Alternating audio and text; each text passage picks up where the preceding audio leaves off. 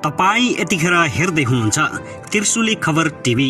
24 घण्टा ताजा खबरको लागि हाम्रो च्यानललाई सब्स्क्राइब गर्नुहोला, नजिक रहेको बेल आइकन दबाई हामीसँग जोडिनुहोला।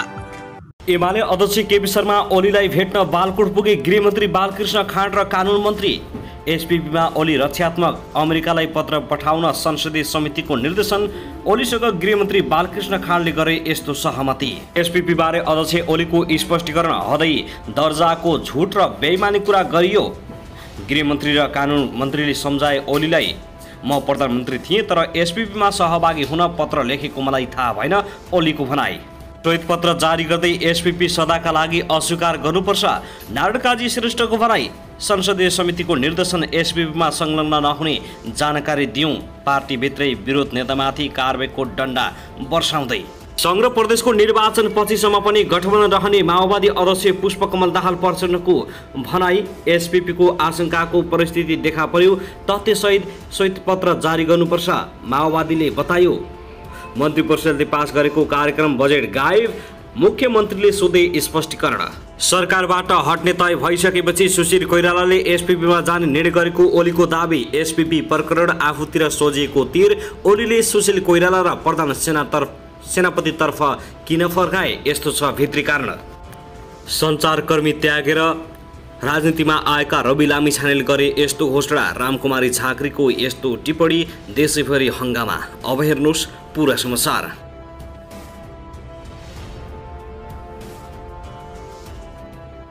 दर्शक महानुभाव नमस्कार, तपाईहरुलाई हार्दिक स्वागत छ हाम्रो च्यानल त्रिशुली खबर टिभीमा। यदि हाम्रो च्यानललाई अहिलेसम्म सब्स्क्राइब गर्नुभएको छैन भने सब्स्क्राइब गरी नजिक रहेको बेल आइकन दबाई हामीसँग जोडिनुहोला। दर्शक महानुभाव सदा झैं आज पनि हामी तपाईहरु माझ देशभरका विभिन्न खबरका साथ उपस्थित भइसकेका छौं। यो भिडियोलाई अन्तिमसम्म हेरी हामीलाई साथ दिनुहोला। दर्शकबिन हाम्रो मेहनतको लागि एउटा सानो लाइक गर्न भनी नभुल्नुहोला। कहाँदेखि हेर्दै हुनुहुन्छ, के भन्न चाहनुहुन्छ, तपाईको मनमा लागेका प्रतिक्रिया अवश्य पनि कमेन्ट गर्न नभुल्नुहोला। दर्शकबिन के तपाईँ हाम्रो च्यानलमा नियमित श्रोता हुनुहुन्छ? नियमित हुनुहुन्छ भने नियमित अथवा रेगुलर लेख्नुहोस्। तपाईँ नयाँ हुनुहुन्छ भने सब्स्क्राइब गरी जोडिनुहोस्, ताकि नयाँ अपडेटका साथ हामी तपाईहरुमाझ हरपल उपस्थित हुने गर्दछौँ। एसपीपीको विषय निकै पेचिलो बन्दै गएको छ। नेकपा एमाले अध्यक्ष केपी शर्मा ओलीले प्रचण्ड र सुशील कोइराला साथै प्रधान सेनापतिमाथि आरोप प्रत्यारोप लगाएका छन् भने उता माओवादी र अन्य दलहरूले भने एमाले अध्यक्ष ओलीलाई आरोप लगाएका छन्। संसददेखि सडकसम्म यसको विरोध भइरहँदा पनि कसको पारामा के भएको भन्ने कुरा अहिलेसम्म प्रष्ट हुन सकेको छैन। भर्खरै मात्रै राजनीति सुरुवात गरेका रवि लामिछानेको यस्तो घोषणाले राजनीतिक दलमा निकै ठुलो तरङ्ग पैदा गरेको छ। आखिर कस्तो निर्णय गरे त रवि लामिछानेले, यसबारे पनि जानकारी दिनेछौँ। हामीसँगै रहनुहोला, अन्तिमसम्म हेर्नुहोला। दर्शक महानुभाव आउनुहोस् आजको पहिलो खबरतर्फ लागौँ। प्रमुख प्रतिपक्षी दल नेकपा एमालेका अध्यक्ष तथा पूर्व प्रधानमन्त्री केपी शर्मा ओलीसँग गृहमन्त्री बालकृष्ण खाँड र कानुन न्याय तथा संसदीय मामिला मन्त्री गोविन्द प्रसाद शर्मा कोइरालाले भेटवार्ता गरेका छन्। भक्तपुरको बालकोट स्थित एमाले अध्यक्ष ओलीको निवासमा भएको भेटमा नागरिकता विधेयकलाई राजनीतिक सहमतिमा अगाडि बढाउने विषयमा कुराकानी भएको गृहमन्त्रीको सचिवालयले जनाएको छ। सचिवालयका अनुसार नागरिकता विधेयक सदनमा अगाडि बढाउने र दलीय सहमतिमा पास गर्ने विषयमा सकारात्मक छलफल भएको गृहमन्त्री बालकृष्ण खाँडले बताएका छन्। सरकारले दलीय सहमतिमा नागरिकता विधेयक संसदमा पेश गरेर पास गर्ने तयारी गरिरहेको छ। गृहमन्त्री खाँडले उक्त विधेयकबारे पटक पटक दलहरूसँग छलफल गरेका छन्। उनले यससँगै नेकपा माओवादी केन्द्रका अध्यक्ष पुष्पकमल दाहाल, जनता समाजवादी पार्टीका अध्यक्ष उपेन्द्र यादवसँग पनि भेटवार्ता गरिसकेका छन्। नेपाल नागरिकता ऐन 2063 लाई संशोधन गर्न बनेको विधेयक राज्य व्यवस्था तथा सुशासन समितिले पास गरेर प्रतिनिधि सभा पेश भएको छ। नागरिकतामा नेपाली पुरुषसँग विवाह गरी आउने विदेशी महिलालाई दिने नागरिकता लगायतमा दलहरूबीच सहमति जुट्न भने अहिलेसम्म सकेको छैन। दर्शक महानुभाव त्यसैगरी नेकपा माओवादी केन्द्रका नेता नारायण श्रेष्ठले अमेरिकाको स्टेट पार्टनरसिप प्रोग्राम एसपीपी बारे श्वेत पत्र जारी गर्दै अस्वीकार गर्नुपर्ने बताएका हुन्। एसपीपी अमेरिकाले भने जस्तो विपद जस्ता विषयमा साझेदारी कार्यक्रम नभएर मूलत रणनीतिक सैन्य साझेदारी भएको सामाजिक सञ्जाल मार्फत उनले दावी गरेका छन्। एसपीपीका लागि नेपालको प्रधान सेनापतिले अनुरोध पत्र पठाएको स्पष्ट भए पनि नेपाल सरकारको तर्फबाट पनि सहमति जनाएको हुन सक्ने श्रेष्ठको आशंका छ। एसपीपी सम्बन्धी घटनाक्रमको विकासलाई हेर्दा नेपाल सरकार, पार्टी र नेताहरू राष्ट्रिय सार्वभौमतासँग जोडिएका विषयहरूमा समेत गम्भीर छैनन् भन्ने पुष्टि भएको श्रेष्ठले बताएका छन्। यो तुरुन्तै खारेज गर्नुपर्छ, स्वीकार गर्न नहुने श्रेष्ठले सुझाव दिएका छन्।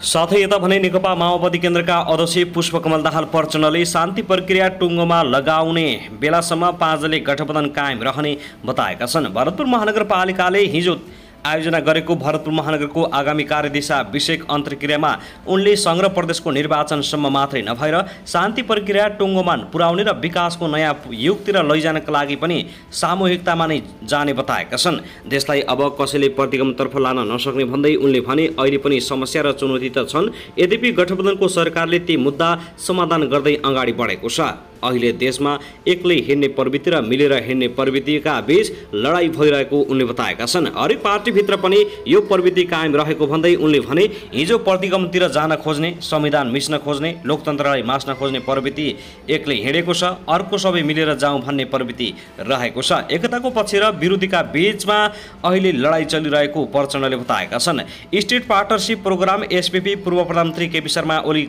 सरकारको पालामा भएको उनले दावी गरेका छन्। उनले भने राष्ट्रवादको ढोङको पछि नलाग्न र सक्कली राष्ट्रवाद हुन पनि अपिल गरेका छन्। अध्यक्ष दाहालले चितवनको भरतपुर अस्पताललाई शिक्षण अस्पताल बनाउन आफूले पहल थाल्ने बताएका छन्। भरतपुर महानगरपालिकामा विगतमा भएका विकासको प्रशंसा गर्दै उनले यस अघि पहिलो प्राथमिकतामा सडक रहेको भन्दै अबको प्राथमिकता उत्पादन, रोजगारी, सामाजिक सुरक्षा र न्यायतर्फ केन्द्रित हुनुपर्ने बताएका छन्। विकासका हिसाबले आफ्नो ध्यान देशभर नै पुग्ने भए पनि यहाँको विकास देशकै लागि नमुना बन्ने प्रचण्डको भनाइ छ।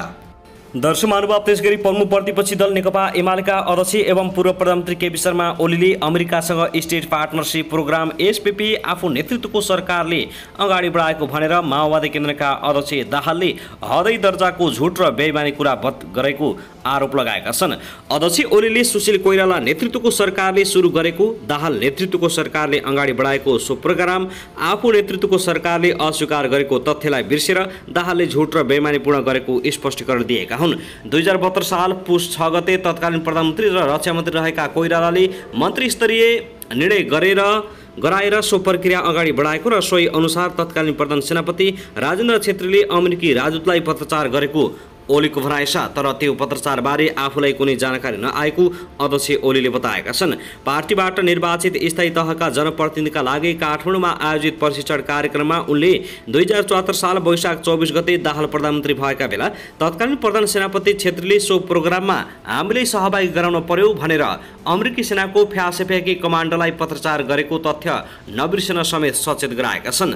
अध्यक्ष ओलीले सो कुरा थाहा पाएपछि आफू नेतृत्वको सरकारले परराष्ट्र सचिवको नेतृत्वमा 1 जुन 2019मा छानबिन समिति गठन गरी अस्वीकार गरिदिएको सो विषय उठाएर गठबन्धन सरकारले आफूलाई बदनाम गराउन खोजेको समेत आरोप लगाउनु भएका छन्। उनले भने 1 जुन 2019मा हाम्रो सरकार भएको बेला इन्डो फ्यासिफिक भन्ने कुरा ट्रम्पले ल्याए र यसको सायद 38 पेजमा यो फ्यासिफिक ट्राजेडीमा पछिल्लो पटक नेपाल र श्रीलङ्का पनि संलग्न भएका छन् उनीहरूले उल्लेख गरेका छन्।